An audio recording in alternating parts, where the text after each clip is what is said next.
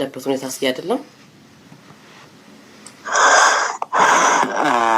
ያው እስቲ እንግዲህ ኮሎኒ እየተንቀሳቀሰ ይመስለኛል ከሱ ጋር እሱ የተወሰነውን ነገር ይቀርፈዋል እንጂ ትንሽ ስጋት አለው እንደዚህኞች የነድርሳና ኃይልም ያው ከወሎ መውጣት የለበትም በሚል እየፈለገኝ ነው ብሎኛል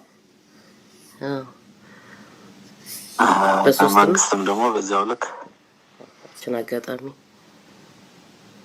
እነሱ መጠቀም ፈልገዋል መንግስትም በዚህ አጋጣሚ ለመያዝ ፍላጎት እንዳለው ነው እየሰሙ ያለውትና እና እንደው ዝም ብለው ዘላቂ ሰላም አግኝተናል ተስማምተናል ተፈራርመናል ብለው ኦቨርናይት ሰላም የሚወጣበት ሁኔታ አይደለም የተፈጠረው ትንሽ የሚያሰጋኝ እሱ ነው ግን እንደ ጅምር በጣም ጥሩ ነው እና እስክንድር ነጋ ግን ያለው ይሄ ስምምነት አልተደረገም ቅጥፈት ነው ያለው ከተጀመረ አንስቶ አንድም ቀን አንዳንድ ጊዜ የሆነ ቆዳ የሚነግር ነገር አለ ሰውነቴ አይወደውም እሱ ልጅ ለምን እንደሆነ አላቅም ቃለ መጠይቅ በዚህ ጊዜ ውስጥ አንድ ጊዜ ብቻ ነው እሱንም በግፊትና በጫና የተደረገ ቃለ መጠይቅ ነው ዛሬ ላይ እናገራለሁ ስለሄደ አይደለም ብዙ ነገሮችን ሰማ ነበር ያው ወደ ጎን መተኮስ ጥሩ አይደለም አሁን ትኩረታችን ወደ ዋናው የአብይ አህመድ አገዛዝ ላይ ይሁን በሚል በመሰረቱ እስክንድር ራሱ የፋኖን የሚወክላል ወይ ሙሉ ሙሉ ወይስ የፋኖ መሪ ነው ራሱ ወይ ምክንያቱም ፋኖዎች ከዚህ በፊት እስክንድርን ላይ ሁሉ ተቃውሞ እንዳነሱ ጥያቄዎች የሚያነሱ በርካታ እንደማይፈልጉት አይነት መስመር ላይ ስለነበርን እንጂ ይሄ ግለሰብ እንኳን አይደለም የአማራን ህዝብ ነፃ የሚያወጣ ትግል ውስጥ ሚና ሊጫወት ራሱንም ከራሱ አጉል ባሪዎች እንኳን ነፃ ማውጣት ያልቻለ ግለሰብ እንደሆነ በቅርበት እናውቃለን እያወቅን ነው ዝም ያልነው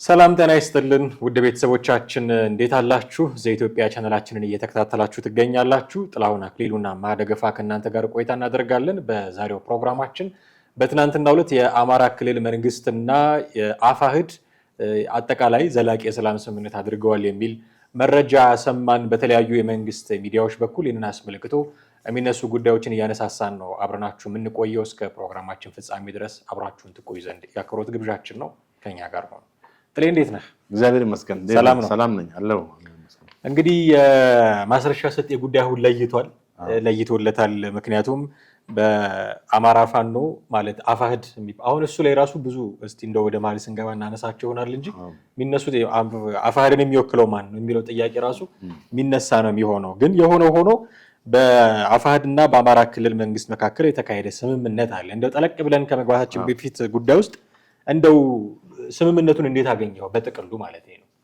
እንግዲህ በትናንትናው ዕለት ነው የተካሄደው በአፋህድ ወይም በአማራ ፋኖ እና ህዝባዊ ድርጅት የአማራ ፋኖ ህዝባዊ ድርጅትና በአማራ ክልል መንግስት መካከል ነው የሰላም ስምምነት የተካሄደው በሰላም ስምምነቱም የክልሉ የአማራ ክልል ፕሬዝዳንት አቶ አረጋ ከበደ እንዲሁም ከአፋህድ ደግሞ በካፒቴን ማስረሻ ሰጤ ጋር ነው ድርድሩ የተካሄደው በዚህ ድርድር የኢጋድ አባላትና የአፍሪካ ህብረት ተወካዮች ነበሩ እና በስምምነቱ እንግዲህ በጣም ሁለቱም እንትኖች ማለትም በክልል ውስጥ ይንቀሳቀስ የነበረው የፋኖ ከዚህ በኋላ ወደ ሰላማዊ ሁኔታ መመለሱን የሚያሳይ ነው ማለት ነው ሰላም እንግዲህ ከምንም በላይ ትልቅ ነገር ነው እኛም በዚህ ሚዲያ ላይ ኦልሞስት ከአንድ ዓመት በላይ በዚህ ጉዳይ ላይ ብዙ ሐሳቦችን ተሰራደሩ ሰላም ቢያወርዱ እንል ነበር በጣም እንጂ ክልሉን ላይ ያለውን የጸጥታ መደፍረስ ያለመረጋጋት የፖለቲካ ቀውስ መደበኛ የሆኑ የሰዎች እንቅስቃሴ መስተጓገልና ሌሎች ነገሮችን ሁሉ በስፋት አንስተን በእያንዳንዱ ነጥብ ላይ ተነጋግረናል አይደል የሚሻለው ነገር ወደ ሰላማዊ ኢቭን ፋኖ ይሄን ጥያቄ ይዞ አሁን ባለው ቁመና አሁን ባለው ፖለቲካ አቋም ወደ ለፌደራል መንግስቱ ጥያቄውን ቢያቀርብስ ሌሎች አደራዳሪ ኃይሎችን ሁሉ ጋብዞ እንዲያደራድሩት በሰላማዊ መንገድ እንዲያቀርብ ብለን ሁሉ በተደጋጋሚ እዚህ መድረክ ላይ ተነጋግረናል አንድም ቀን የጦርነትን ነገር ካፋችን ማለትም ጦርነቱ መልካም ነው ብለን የተናገርንበት የለም በዛ ክልል ላይ ኢቭን መንግስት ድሮን መጠቀሙን ሁሉ አውግዘናል አይደል ሰላማዊ ሰዎች ናቸው ያለቁት። በዚህ ምንም ማንም ያተርፈው ነገር የለም። ፋኖ አይደለም የተገኘው፣ ሰላማዊ ሰዎች ናቸው። ኢቨን መንግስት ወሰደ የሚባላቸው አንዳንድ እርምጃዎች ራሳቸው በሰላማዊ ሰዎች ላይ ያደረሳቸውን ጥቃት በማንሳት ክሪቲሳይዝ አድርገናል። እና በዚህ የሰላም ስምምነት እንግዲህ ደስተኛ የማይሆኑ ኃይሎች ይኖራሉ። እነዚህ ወርሞንገር ወይም የጦርነት ናፋቂዎች ሰዎች አሉ። እነማን ሊሆኑ ይችላሉ? እንግዲህ በአብዛኛው እንደሚታወቀው በውጭ ሀገር ያሉ ኃይሎች አሉ፣ በሀገር ውስጥም ያሉ ይሄን ያናፈሱ። እኛም ይሄን ስለ ሰላም በምናወራበት ሰዓት እኛንም ሁሉ እንደ ብልጽግና ደጋፊዎች የሚወስዱን አሉ አይደል? ወይም የብልጽግና ፈቀላጤዎች ብለው የሚሉንም አሉ በዚህ ኮመንት ላይ በተለያየ እንትን። እኛ ግን የሚዲያ ስራ ነው የምንሰራ። የብልጽግናም ተቀጣሪዎችም አፈቀላጤዎችም አይደለንም። ነገር ግን ይሄን የሚፈልጉ የጦርነት ናፋቂዎች እንበላቸው ውጪ እነሱ ጦርነት ውስጥ የሉማ፣ ውጭ ሀገር ናቸው እነሱ። ጥይትም አይነካቸው ምን አይላቸው። በዛ ላይ ደግሞ በሚያለቁት የሶሻል ሚዲያ እንትን ገንዘብም ሜክ ያደርጋሉ የሚፈልጉትን ነገር ማለት ነው። እና ይህንን በማቀጣጠል ወደፊት በልግፋ ምናምን እያሉ የዩቲዩብ ቻናልን የሚያንቀሳቅሱ ሌላም ቲክቶክም ሊሆን ይችላል። እና እነዚህ ሰዎች ከዚህ በፊት ስማቸውንም ጠቅሰናል አይደል እንዴ? እና ስፖንሰር ናቸው ማለት ይቻላል የጦርነቱ። አዎ በግልጽ እና ሀብታማ እያሉ ሌሎችንም ጠቅሰናል። ምንም የኢትዮጵያ ሕዝብ የሚያውቃቸው ናቸው። ምንም አዲስ ነገር አይደለም። ስለዚህ እነሱ ብቻም አይደሉም፣ ሌሎች የማይታወቁ ሰዎች ደግሞ አሉ። ሚዲያ ሁሉ ማያውቃቸው ከጦርነቱ ከጀርባ ሆኖ በገንዘብም በተለያየ ነገር ሲደግፉ የነበሩ ሰዎች አሉ። አስበው እንግዲህ የአማራ ክልል ላለፉት 2 ዓመታት ያክል የቀውስ ውስጥ የነበረ ክልል ነው። በክልል ውስጥ ሰዎች እንደፈለጉ መንቀሳቀስ የማይችሉበት መደበኛ ስራዎች ሁሉ የማይሰሩበት ሁኔታ ተፈጥሯል። ተማሪዎች ትምህርት ቤት የማይገቡበት ሁኔታ ተፈጥሯል። ከትምህርት ገበታቸው ላይ ስንት ተማሪዎች ነው ያልተገኙ? ኦልሞስት 2 ሚሊዮን ነው። በሚሊዮን የሚቆጠሩ በጣም በርካታ ናቸው። ለ2 ዓመት ያልተማሩ ልጆች አሉ። ይሄ ሁሉ የሚቆጫቸው አይደሉም እኮ እነዚህ ሰዎች። ጦርነቱን ከጀርባው ነው የሚያራግቡ ሰዎች። የተማሪዎች አለመማር የነሱ ልጆች አንድ ቀን አይቀሩም ትምህርት ቤት። የሌላው ልጅ ግን 2 ዓመት ሙሉ ከትምህርት ገበታው ተላቆ ጉዳያቸው አይደለም። እነሱ ያንን ርካሽ የሆነ የፖለቲካ ትርፍ ማግኛል እና በዚህ በቲክቶክ እና በዩቲዩብ ገንዘብ የሚያገኙበትን መንገድ ካገኙ ዶንት ኬር። እና አሁን ባለው ሁኔታ እነዚህ ኃይሎች ማለት አማራ ክልልና የፋኖ መሪ ተወካይ ካፕቴን ማስረሻ ሰጤ ጋር መነጋገራቸው ትልቅ ነገር። ምክንያቱም ሰላም ከምንም በላይ ነው። ሰላም ካለ ነው ሁሉ ነገር መኖር የሚችለው። ሰላም ካለ ነው ሰዎች ሰርቶ መግባት የሚችሉት። ሰላም ካለ ነው ማንኛውም ነገር ማለት የሚችለው። ሰላም ከሌለ ስለምንም ነገር አታወራም። ሰላም በሌለበት ነገር ስለ ልማት አታወራም። ዋቴቨር ስለ እድገት የትኛውም ቋንቋ ሁሉ የተዘጋ ነው። ምክንያቱም ሰላም የለም። በአማራ ክልል ላለፉት 2 ዓመታት እንደዚህ አይነት ነገር ነበረ። አሁን ጥሩ ነው መደራደሩ ማለት ነው፣ ወይንም ወደ ሰላማዊ ድርድር መምጣቱ። እኛ ከዚህ በፊት የምንለው ይሄ ነው።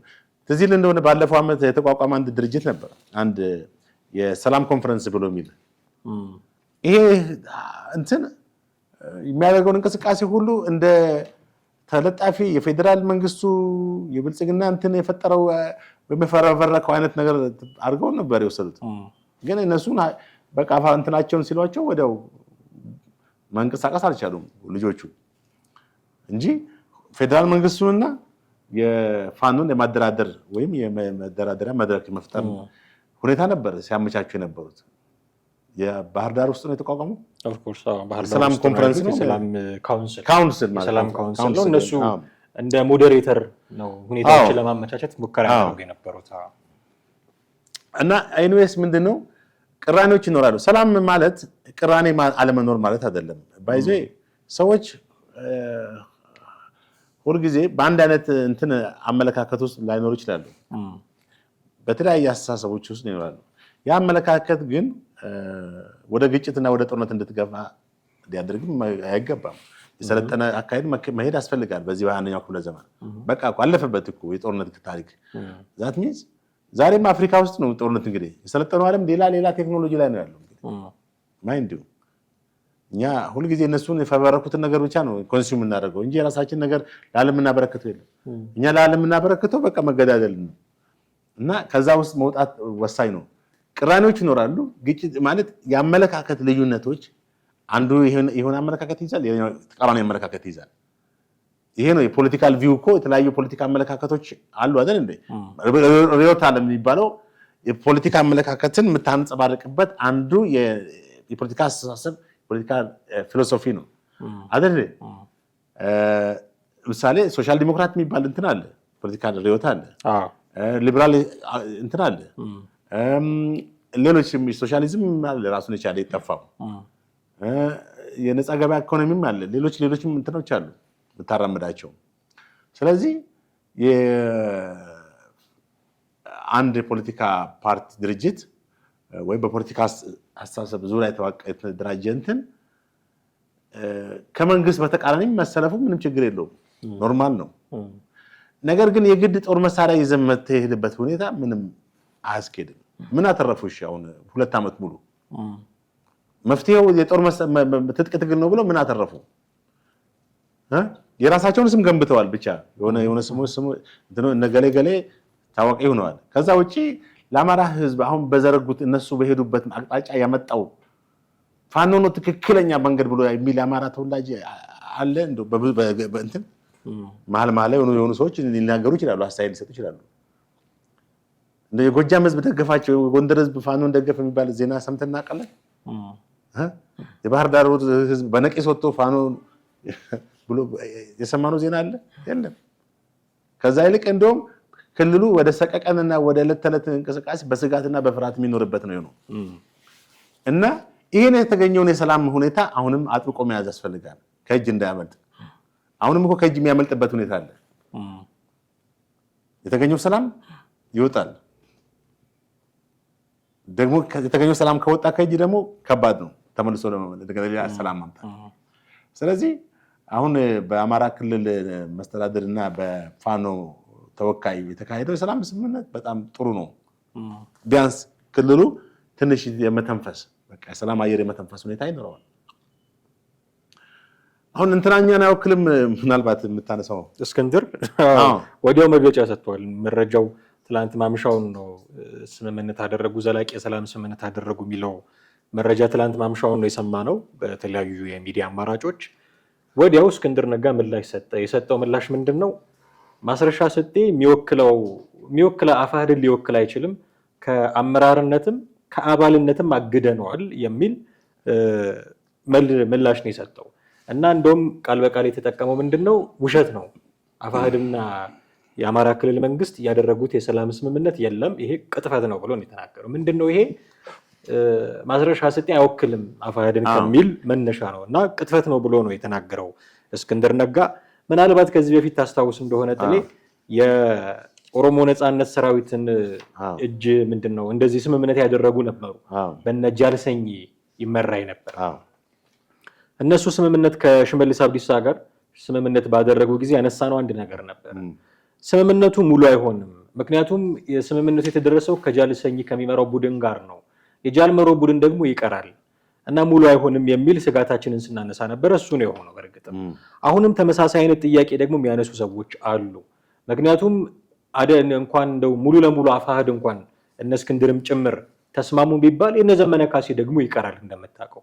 ይሄኛው ደግሞ ከዛም ባለፈ አንድ ድርጅት ውስጥ ያሉ 2 አመራሮች የነበሩ እስክንድር ነጋና ማስረሻ ሰጤ ይባሉ የነበሩ ሰዎች በመሀል እንግዲህ አካሄድ ልዩነት አለ። ከቲፒኤልኤፍ ጋር እንሰራለን አንሰራም ነው ትልቁ ልዩነታቸው። በዛ ምክንያት የተነሳ ልዩነት ድርጅቱን ወክሎ ሊፈራረም የሚችል ሰው አይደለም፣ ቅጥፈት ነው እስከ ማለት አድርሶታል እስክንድር ነጋንና ከስጋት ጋር በእርግጥ አንተ እንዳልከው ቅድም ጥሩ ጅምር ነው፣ መበረታታት ያለበት ነው። በሰላም ጉዳዮቻችንን መፍታት መቻል አለብን። ለነገ የምናሳድረው ጉዳይ አይደለም እሱ። ነገር ግን ከስጋት ጋር ነው ደግሞ የምናየው። ምክንያቱም ደግሞ ዘላቂ አይደለም። ኦኬ እነዚህ ሰዎች የተፈራረሙት ዘላቂ ሊሆን ይችላል፣ ግን ሌሎችም ቦታዎች ደግሞ ጦርነት አለ። አሁን ትላንትና ተፈራረሙና ዛሬ ጦርነት ቆሟል አይደለም።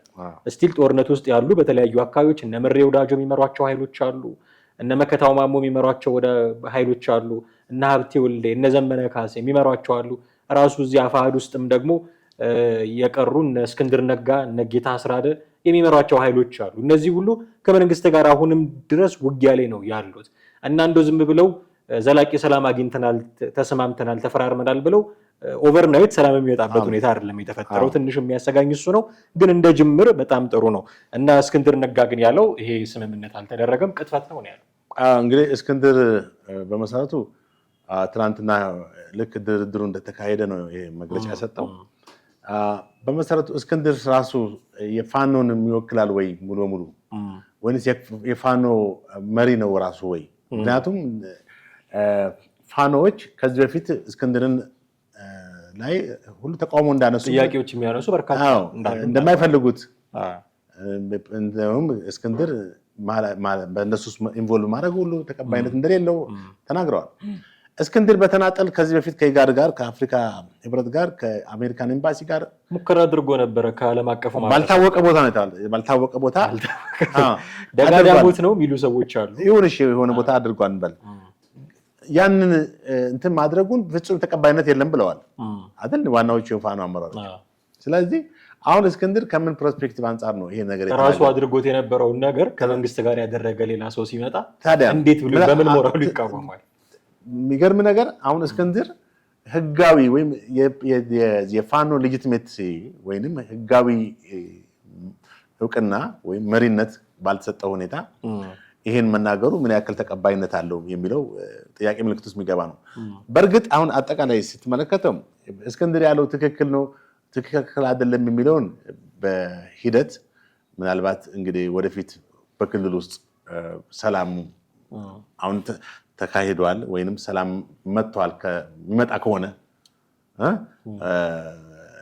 ሰላም ስምምነቱ ሪል ነው ላለ ነገር ግን አሁን ግጭቶች ከተከሰቱ ከሰላም ስምምነቱ በኋላ አሁንም ማሽሳሰጤ እኛን አይወክልም የሚሉ ኃይሎች ከተነሱና ጦርነት አሁንም ከቀጠለ እንግዲህ ምንም ማድረግ አይቻልም። ዞሮ ዞሮ ግን እኛ የምንለው ምንድነው የዚህ የማስረሻ ሰጤ ወደ ሰላም መምጣቱ ምንም ይሁን ምን እነሱ ህጋዊ አይደለም ተዋሯል ምናምን ይበሉ አቴቨርቲዝ ድርጅቱን የመሰረተ ከመሰረቱ ዋናው ነው አይደል? እንደገና ደግሞ ድርጅቱን ይመራ የነበረ ነው። እንግዲህ ይሄ ሰው ተባረረ እነሱ እንዳሉት እንኳን ቢሆን ያደረገው ምንድነው? ሰላም ነው ያደረገው። ሰላም ስምምነት ነው። በጦርነት ውስጥ የሚመጣው ትርፍ የለም። አሁን ባለው አደረጃጀት ፋኖ ሊያመጣ የሚችለው ሰላም የለም። አጠቃላይ ኮንፍሊክት at the end of እንትን ሰላምን አያመጣም። በጦርነት የተገኘ ሰላም ሊኖር አይችልም። በድርድርና በሰላማዊ መንገድ በሰጥቶ መቀበል ነው እንጂ ነው ያለው። እንደገና ደግሞ በፋኖ ውስጥ የተከፋፈለ ኃይል አለ። የተከፋፈለን ኃይል አንድ ዓላማ ሊኖር አይችልም የሚል ተናግሯል። በአንድ ሚዲያ እንትን ላይ እንደዚህ ነው የውስጥ አመራር ክፍልና የተከፋፈለ ተዋጊ ኃይል ተይዞ ብርቱ ክልላዊና ማንነት ብቃት አይገነባም ማለት ነው። እንደገና ደግሞ በሀገር ውስጥና ህጋዊ መንገድ የማይከተል ጦረኛ ስብስብ ከማንኛውም የውጭ የጦር ቡድን ጋር በላይ የሀገር ጠላት ነው ብሏል። ምክንያቱም የሀገር ጠላት ነው የምትለው በሀገሪቷ በክልል ውስጥ እየታዩ ያሉት የመሰረተ ልማቶች መውደም ከተከሰተ ኢኮኖሚያዊ እንቅስቃሴዎች ሁልጊዜ በየጊዜው ወደ አስከፊ ነገሮች እየመጡ ከሆነ የሰዎች መደበኛ እንቅስቃሴ የሚስተጓጎል ከሆነ ክልሉ የስጋትና የሰላምና የጸጥታ ሳይሆን የስጋትና የጦርነት ግጭት ቦታ ከሆነ ምንድነው ጠላት ነው ማለት ነው ያ ኃይል። እንደገና ደግሞ እነዚህ ኃይሎች ለውጭ ጠላቶቻችን ኤክስፖዝድ ሆነዋል። ፋኖን ብትል ፋኖ ከዚህ ከህዋት ጋር እንደገና ደግሞ ከሻቢያ ጋር ሻቢያ ደግሞ ቀጥታ ዳይሬክት ስፖንሰር የሚያደርገው ማን ነው? ግብጽ ነው። ስለዚህ ፋኖ በተቃራኒ ከማን ጋር ነው እንትን ያደርጋል ማለት ከኢትዮጵያ ታሪካዊ ጠላት ከግብጽ ጋር ነው ማለት ነው። በላይኑ ስትሄድ ማለት ነው አይደል እንዴ? እና ከጠላቶች ጋር ለውጭ ጠላቶች አሳልፎ የሚሰጥ ነው የሚል እንትን ሐሳብ አቅርቧል። ማን ማትረሻ አንድ አይነት ግምገማ አለው አቋም ደረጃ እና አሁን እኔ የማትረሻ ሰጤ እስክንድር ያለው ተባሯል ምናምን ፓርቲው እንትን ይባረር ዋትኤቨር ያቀረበው ግን እርኩስ ሳይሆን ቅዱስ መልእክት ነው ማለት ይዞ የተነሳው ሰላምን ነው ማለት መደራደር ከክልሉ መንግስት ጋር መደራደሩ ምንድነው ክልል ውስጥ የነበረውን ግጭት ክልል ውስጥ የነበረውን የፖለቲካን አለመረጋጋት ቀውስ የዜጎች የዕለት ተዕለት እንቅስቃሴ መስተጓጎልና ሌሎች ነገሮችን ሁሉ ለማስቆም የታለመ ነው እንጂ ወደ ሌላ ግጭት የሚመራ አይደለም። ምናልባት እስክንድር ይሄን ነገር ሊናገር የሚችለው ብቻውን ጦር መዞ ሌላ አቅጣጫ ቢሄድ ወይም ሌላ አካሄድ ቢሄድ ኖሮ ነው ወደ ሰላም ነው የመጣው። ስለዚህ የእስክንድር ሐሳብ ምንድነው የሚለው ስትመለከት እስክንድር አሁንም በፋኖ ውስጥ አንደኛ የበላይነቱን ማስጠበቅ ይፈልጋል፣ ሁለተኛ ደግሞ ፋኖ በጦርነት እንዲቀጥል ይፈልጋል። እንግዲህ ይሄ ነው የሱ ሐሳብ። አሁን ትልቁ የመለያ ነጥባቸው ምንድነው? የሁለቱ ሰዎች የእስክንድርና የማስረሻ ሰጤ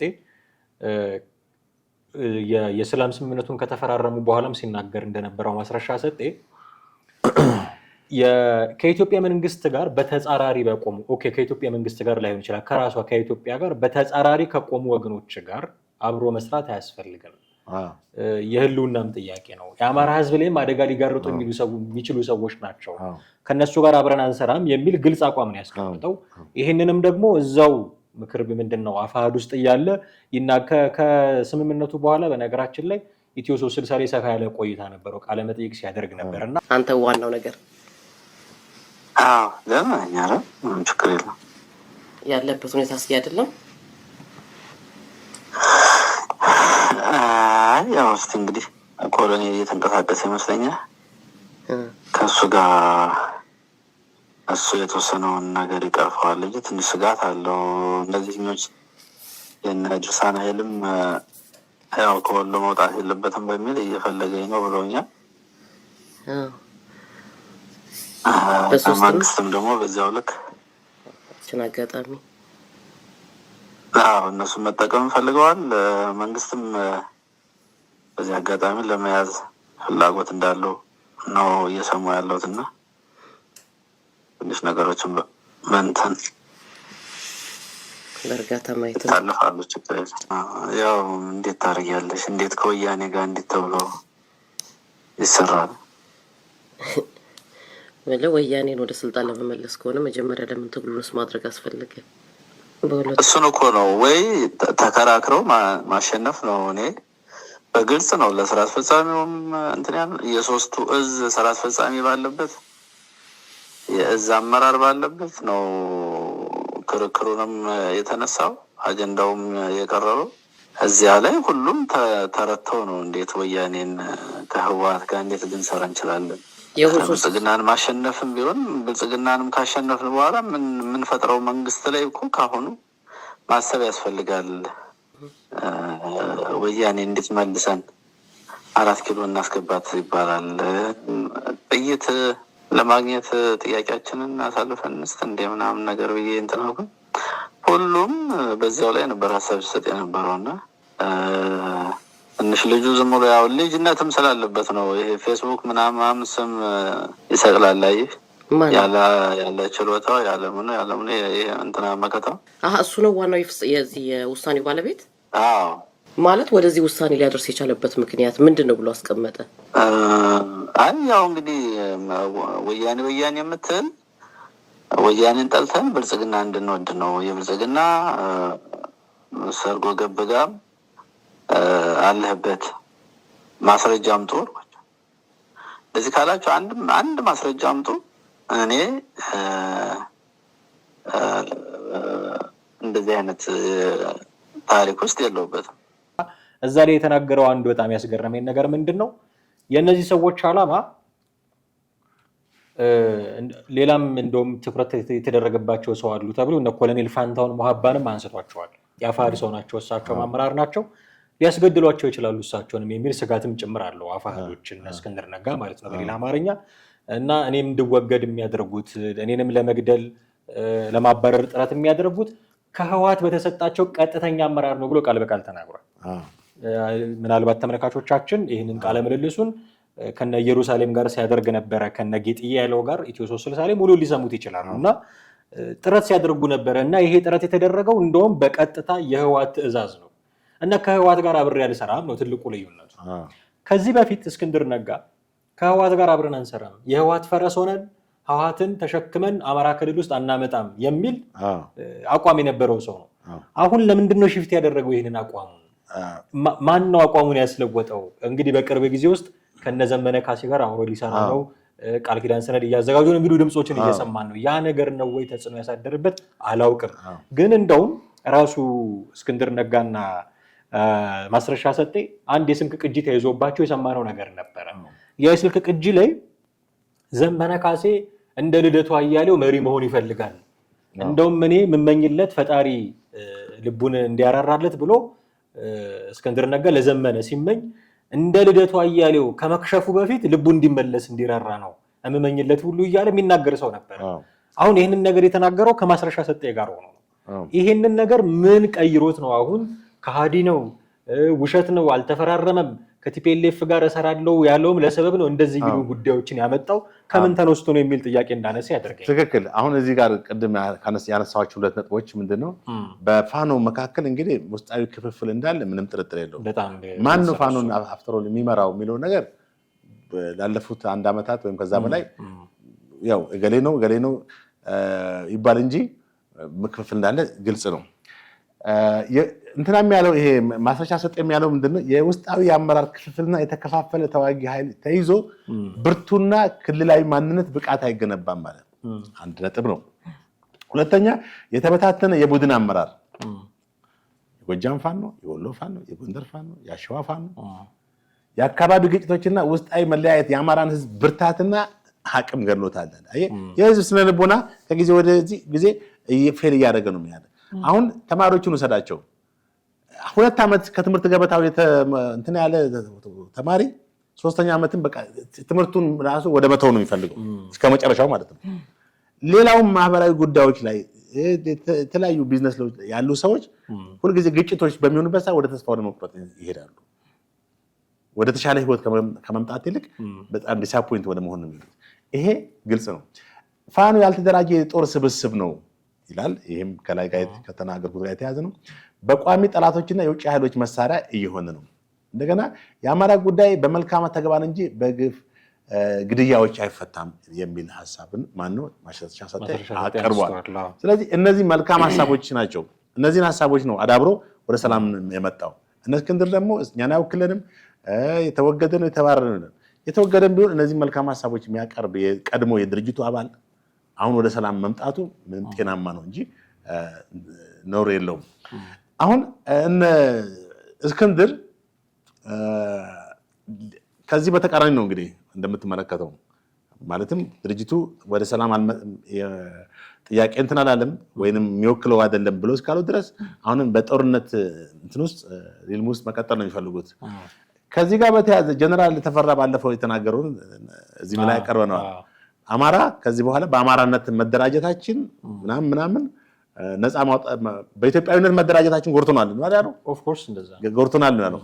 ስለዚህ አማራ በማንነታችን መደራጀቱ የበለጠ ፕሮግረስ ማለት ወደፊት እንዲገፋበት ግፋ በለው አይነት ነገር ነው ንግግር ያደረገው ጀነራል ተፈራ ማሞ።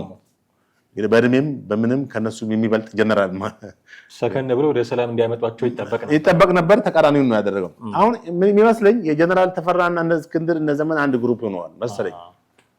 ተከፋፍሎ የለባት ነው ግን የትም አይደርስም። ምክንያቱም እዚህ ጋር እንትና ያስቀመጣቸው ነጥቦች አሉ። አሁን ዋናው ነገር የሚወስኑ የአማራ ህዝብ ነው። የአማራ ህዝብ ሰላም ፈላጊ ነው። የአማራ ህዝብ ለመወሰን እድል ይሰጡታል። የአማራ ህዝብ ይሄን ነው የሚፈልገው ብሎ እንዲወስን እድል የሚሰጡት ይመስላል። ይኸውልህ ተመልከት፣ እድል ሰጡትም አልሰጡትም እነሱን አለመደገፉ ቅድም የተናገርኩት ነገር አለ።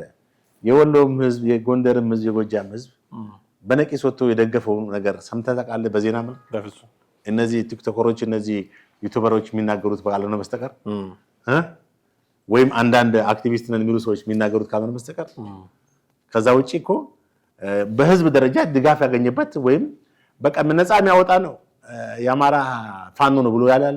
ወያኔ እንኳን እኮ የትግራይ ህዝብ እንኳን የወያኔ ድጋፍ ነበራት።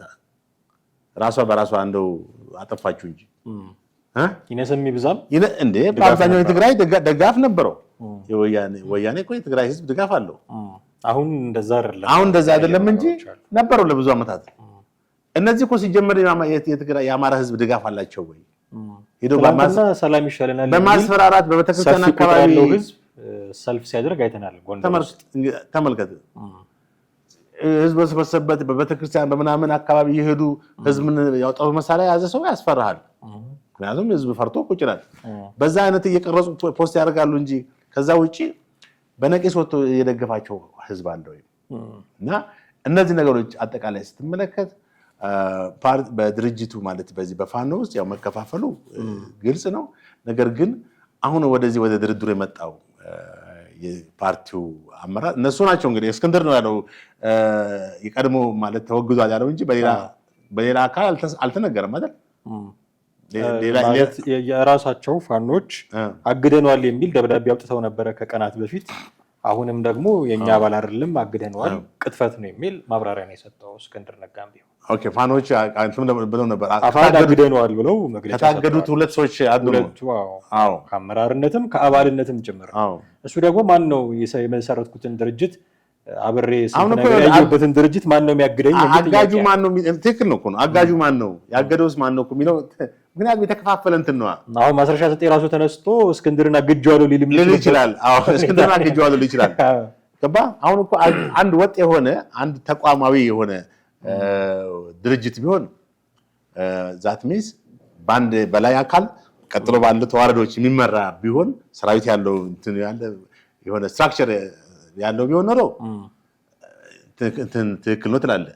ስትራክቸር የለውም ፋኖ አንስትራክቸርድ ነው። በጎበዝ አለቆች ነው የሚመራው። አንስትራክቸርድ ነው። በቃ ይሄ ገልጸዋል እኮ ስትራክቸር ማለት ከላይ ስራ አስፈጻሚው ወይም ሊቀመንበሩ አለ ወይ እንትን አለ ምክትል አለ ጦር አዛዥ አለ ምናምን። አማጺ ቢሆን እኮ እንደዚህ አለ ስራ አስፈጻሚ አለ የውጭ ጉዳይ ምናምን የውጭ ግንኙነት ኃላፊዎች ይኖራቸዋል። ፖለቲካውን ጉዳይ አስፈጻሚ ይኖራቸዋል። ልክ ተቋሚ ፓርቲዎች በሰላማዊ ትግል የሚታገሉ እንዳላቸው ሁሉ ማለት ነው። ቃል አቀባይ ይኖራቸዋል ምናምን። ይሄ እኮ የለውም። የዘመነ ቡድን አለ የከሌ ቡድን ተባብሎ ምስራቅ ጎጃም ያለው ማን ነው? በምስራቅ እንደዚህ ተባብሎ አንድ ናቸው እኮ ዘመነም ማስረስም ያው የአማራ ፋኖ በጎጃም የአማራ በጎጃም አለ በወሎ አለ ጎንደር ሸዋ አለ እና አንዱ ጎጃም ውስጥ ደግሞ ሁለት ጎንደር ውስጥ ሁለት እንደየሆኑ ነው። አሁን እንትና የሚናገረው እንደ ስራ አስፈጻሚ ነኝ ወይም የድርጅቱ ሄድ ነኝ በሚል ነው እስክንድር እንጂ አጠቃላይ ፋኖ ተሰብስበው እስክንድርን የመረጠበት ሁኔታ አለ። ጭራሽ ነው ተቃራኒ ነው ያየነው። አሁን እኮ እሱ የመራው ድርጅት መሪ ሲሆን በአጠቃላይ የድርጅቱ መሪ ለመሆን በተደረገ ምርጫ ነበረ እና ያኔ በልዩነት ነው የወጡት። እስክንድር አልተመረጠም ብለው እነ ዘመነ ካሴ ግርግር ተፈጥሮ በጣም አሁን ድረስ ያልቆመ ልዩነት የፈጠረባቸው ትልቁ መለያየት እንደውም እሱ ነው። ስማ እስክንድር ከኢጋድና ከእንትን ጋር ሲወያይ የዛኔ የተቃውሞ የሉም በደንብ ታዲያ ብዙዎቹ እንደውም እየወጡ በአደባባይ ያ እኮ ነው አሁን ማንዴት ሰጠው ብሎ ተብሎ ተነግሮበት የለ እንዴ? አሁንም እኮ እሱ በማስረሻ ስጤ ላይ የተናገረው ተመሳሳይ እኮ ነው። አሁን ምናልባትም እንግዲህ እንዳልኩት ቅድም በሂደት በቀጣዮቹ ቀናቶች ወራቶች በክልሉ ምናልባት ምን አይነት ሰላም ይኖራል? አብሶሉት የሆነ ማለት ክልሉ ወደ ነበረበት ሰላም ከተመለሰ የማስረሻ ሰጤንትን 100% ራይት ነው እንላለን።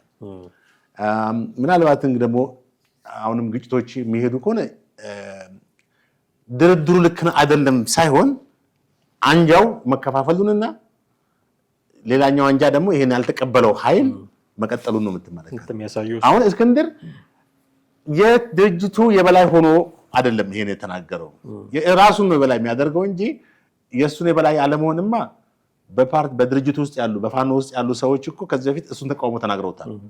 ኢቭን በኢጋድ እንትን ውስጥ አለመሆኑ ሳይሆን ብቻ ሰርጎ ገብ እንደሆነባቸው አይደል እንዴ?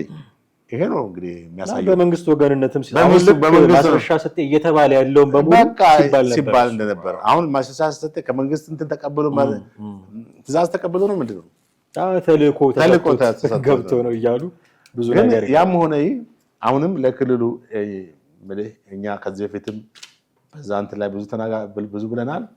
ምክንያቱም በጦርነት የሚመጣ ሰላም የለም። ኦፍ ኮርስ ከዛ ይልቅ እንደውም አሁን ይሄ ጥሩ በር ነው ለነሱ የማስረሻ ሰጤ ጥሩ በር ነው አሳይቷቸዋል። አሁንም እኮ ተመልከት በቃ ወን ዘውከጂን በዚህ አጋጣሚ እነሱም ወደ ሰላም የመምጣት ቢቻል ኦፊሻሊ ቢያውጁ ጥሩ ነው።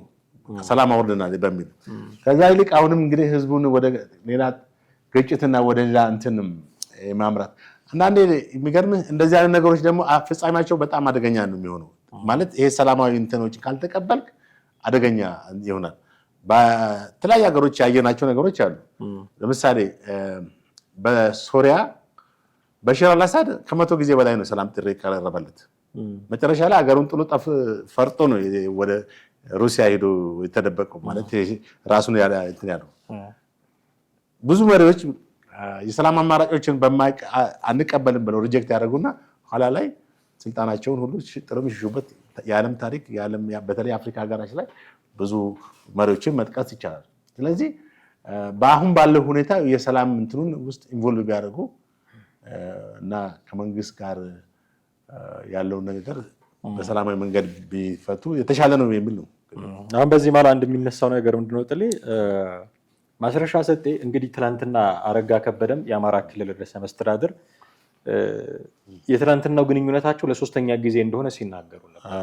ከዚህ በፊት 2 ጊዜ ክርክር በሚባል ደረጃ ተወያይተናል፣ ተነጋግረናል። የዛሬው ግን አጠር ያለ ለስምምነት ያደረግነው ነው የሚል ነገር ተናግረዋል። ስለዚህ ግንኙነታቸው ትንሽ ቀናትን ወደኋላ ሄድ ያለ ነው ማለት ነው። ይሄንን ንግግር ስላወቁ ነው ማስረሻ ሰጤን አግደናል የሚል ደብዳቤ ያወጡት ወይንስ እሱ ከታገደ በኋላ ነው መጥቶ እንደገና እንደዚህ ድርድር ያደረገው የሚሉ ጥያቄዎች አሉ። አንድ እሱ ነው። እንትና ሲል የሰማሁት አለ መሳይ መኮንን ድሮም ቢሆን ይሄንን ልጅ ሆዴ አይወደውም ነበር የሚል መሳይ መኮንን ከተጀመረ አንስቶ አንድም ቀን አንዳንድ ጊዜ የሆነ ቆዳ የሚነግር ነገር አለ። ሰውነቴ አይወደውም እሱ ልጅ ለምን እንደሆነ አላቅም። ቃለ መጠይቅ በዚህ ጊዜ ውስጥ አንድ ጊዜ ብቻ ነው፣ እሱንም በግፊትና በጫና የተደረገ ቃለ መጠይቅ ነው። ዛሬ ላይ እናገረዋለሁ፣ ስለሄደ አይደለም። ብዙ ነገሮችን እሰማ ነበረ። ያው ወደ ጎን መተኮስ ጥሩ አይደለም። አሁን ትኩረታችን ወደ ዋናው የአብይ አህመድ አገዛዝ ላይ ይሁን በሚል አይነት መስመር ላይ ስለነበርን እንጂ ይሄ ግለሰብ እንኳን አይደለም የአማራን ሕዝብ ነፃ የሚያወጣ ትግል ውስጥ ሚና ሊጫወት ራሱንም ከራሱ አጉል ባህሪዎች እንኳን ነፃ ማውጣት ያልቻለ ግለሰብ እንደሆነ በቅርበት እናውቃለን። እያወቅን ነው ዝም ያልነው። ምናልባት ነገ ከነገ ወዲያ የአማራ ፋኖ ህዝባዊ ድርጅት አፋድ አመራሮች እነሱም ያውቁታል። ከ1 ዓመት ጀምሮ ሲከታተሉት እንደነበረ ነግረውናል። አሁን ላይ ለምንድን ነው እርምጃ ያልወሰዱት? በእርግጥ ባለፉት 3 ወራት ዱካውን አጥፍቶባቸዋል። በቁጥጥር ስር ሊያደርጉት ፈልገው ሊያገኙት አልቻሉም። ሰሞኑንም በአርበኛ መከታው ማሞ የተመራ አንድ አሳሽ ቡድን ሲፈልገው ነበረ። ዳውንት ድረስ ዘልቆ ለመያዝ ሞክሮ ነበረ። መከላከያ ደርሶ ነው ማስረሻ ሰጤን ያዳነው። ባለፉት 3 ወራት የት እንደገባ እንኳን አይታወቅም።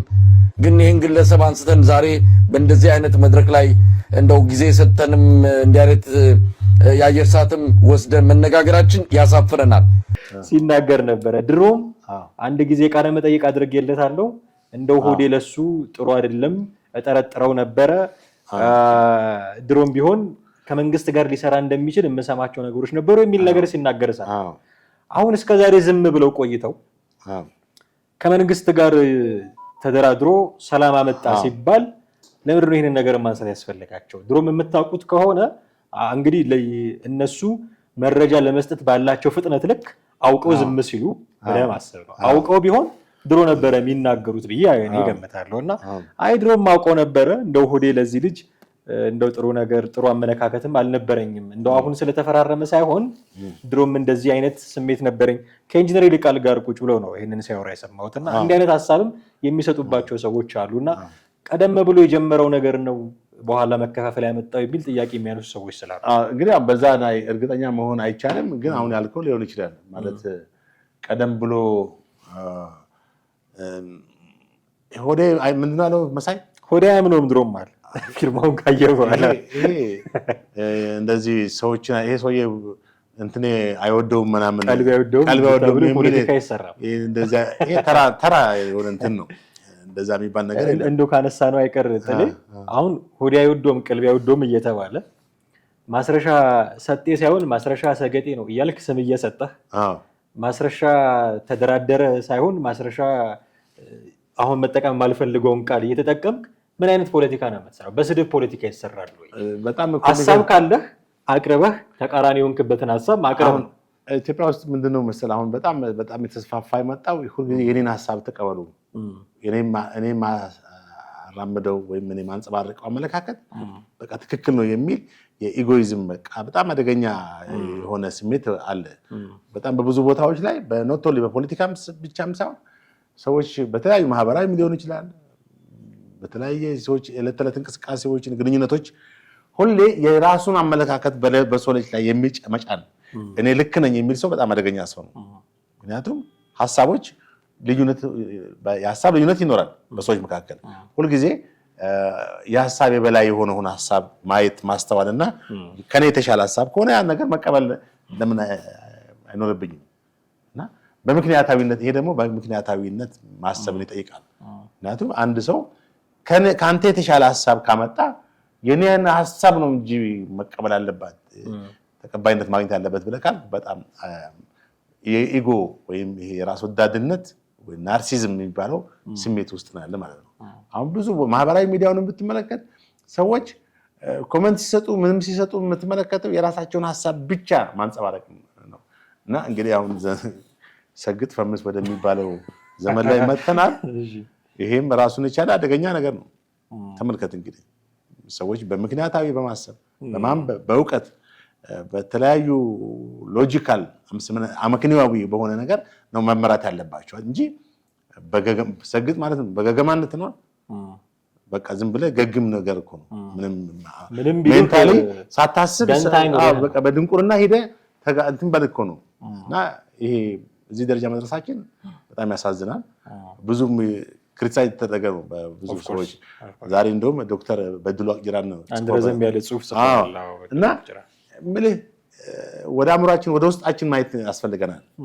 በሎጂክ በምክንያታዊነት ማሰብ አንድ ነገር ከምክንያታዊነት ጋር ያስኬዳል ወይ ትክክለኛ ነው ወይ መመርመር አእምሯችን እንድንመረምር ነው እግዚአብሔር ሰጠን ስለዚህ አሁን የመሳይን ሐሳብ እንትን ደስ አይለው የሚለው ተቀባይነት ያለው አይደለም በደሳለኝ አሁን አንተ ወደ አነሳው ነጥብ ስንመጣ ይሄ የስክማንዶስ ነው ማስረሻ ሰጤ ከአማራ መስተዳድር ጋር ግንኙነቱን መጀመሩን አውቀው ነው ወይ ያገዱት ወይ የሚለው ሊያስኬድ ይችላል እርግጠኛ አይደለምኝም ማለት ጀምሮም አይተው እንቅስቃሴውን አግዶት ሊሆን ይችላል ወይም ከዛ በፊት በራሳቸው እንትን ብለው ይችላል የትኛው እንደሆነ አላውቅም ዞሮ ግን ያገደው አካል አልኩ እኮ ባልተከፋፈለ የፋኖ ስትራክቸር ቢሆን ኖሮ ልክ ነው ትላለህ ፋኖ ራሱ በተከፋፈለ ማለት የትኛው ግሩፕ ነው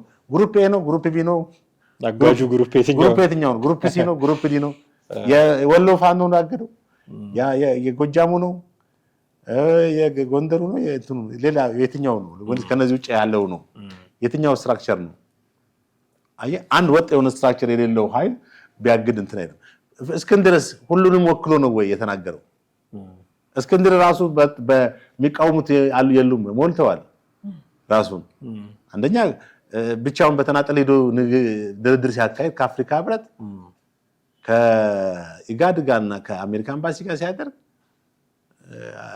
ምንድነው ድርድር ነው ጥያቄ ነው ያቀረበው ለምን ከነሱ ጋር እንደሚደራደረው መደራደር እኮ ያለ እኮ የሚደራደረው ከመንግስት ከፌደራል መንግስት ነው ድርድር የሚባለው ከነዛ ጋር ድርድር ሳይሆን የሆነ ያቀረበው ጥያቄ ይኖራል ማለት ነው ኤኒዌይስ አሁን ባለው ሁኔታ እኔ የማስረሻ ሰጤ ካፕቴን ማስረሻ ሰጤ አካይ ትክክል ነው ቢሉ ምክንያቱም ከሰላም ውጭ ሌላ አማራጭ የለም ለማንኛውም ነገር የሚሰራው በክልሉ ላለው በሁለት ዓመት ውስጥ ምን አመጡ የትኛውን የልማት እንትን ነው ያንቀሳቀሱት ያሳደጉት የትኛውን የክልሉን የኢኮኖሚ እንትን ነው ከፍ ያደረጉት እንደውም ያው የሚታወቅ ነው ክልሉ ማግኘት የሚገባውን ሬቬኒው ያሳጥቶታል ከአማራ ክልል ከፍተኛው የጤፍ ምርት ወደ መሀል ሀገር ይመጣ ከጎጃም ነው አይደል እንዴ ያ በጣም ችግር ፈጥሮ ነበር እንግዲህ በብዙ እዚህ ሀገር ያንን ምርት ከሚቀበሉ እንትኖች ላይ በጣም ብዙ ችግር እንደፈጠረ ነው የሚታወቀው ስለዚህ ክልሉ ማግኘት የሚገባውንም ኢንካም ሁሉ ያሳጣ ነው ጦርነቱ እና እኔ የማስረሻ ሰጤ አካሄድ ወይም ሰላም እንትን ማለቱ ትክክል ነው ብዬም ነው ግን የበለጠ ደግሞ የምናረጋግጠው በክልል ውስጥ በቀጣዮቹ ጊዜያት ሰላም እንደሆነ የምንመኘው አዎ ሌሎቹም ይሄንን መንገድ ተከትለው ሰላም እንዲሰፍን ለህዝቡ ሰላም መስጠት ነው አፍተሩ ያ ነው ከዛ ውጪ እኮ አሁን እነዚህ ሰዎች ምንድነው ቆይ ጦርነት አድርገው መጨረሻው ጦርነት ያካሄዱ ሜልካቸው ሊዘርቁ ነው አይደለም አንድ ቀን መቆሙ አይቀር አንድ ቀን አቁመው የተሻለ